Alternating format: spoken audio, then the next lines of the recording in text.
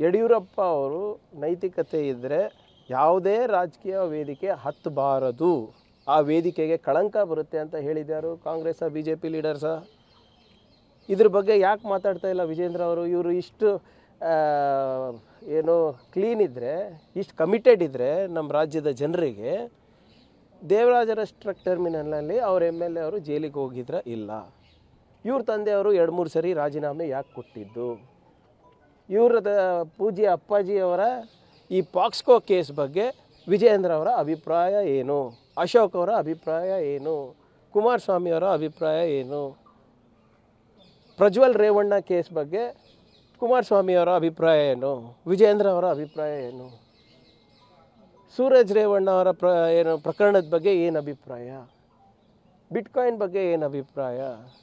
ಗಂಗಾ ಕಲ್ಯಾಣ ಯೋಜನೆ ಬಗ್ಗೆ ಏನು ಹಗರಣ ಆಗಿತ್ತು, ಅದ್ರ ಬಗ್ಗೆ ಏನು ನಿಮ್ಮ ಅಭಿಪ್ರಾಯ?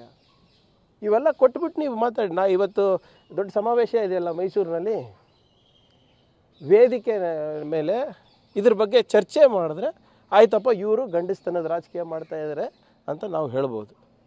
ನಿನ್ನೆ JDS ಲೀಡರ್ ಹೇಳ್ತಾ ಇದ್ರಲ್ಲ, ಗಂಡಸ್ತನದ ರಾಜಕೀಯ ಮಾಡಬೇಕು ಕಾಂಗ್ರೆಸ್ನವರು ಅಂತ. ವೇದಿಕೆ ಮೇಲೆ ಲಕ್ಷಾಂತರ ಜನ ಇರ್ತಾರೆ, ಅವ್ರ ಮುಂದೆ ಹೇಳಿ ಪಾಕ್ಸ್ಕೋ ಕೇಸ್ ಬಗ್ಗೆ ಏನು ಅಭಿಪ್ರಾಯ, ಪ್ರಜ್ವಲ್ ರೇವಣ್ಣದ ಕೇಸ್ ಬಗ್ಗೆ ಏನು ಅಭಿಪ್ರಾಯ ಅಂತ. ಆವಾಗ ನಾವು ಒಪ್ತೀವಿ ನಿಮ್ಮದು ರಾಜಕೀಯನೂ ಫೇರ್ ಇದೆ ಅಂತ.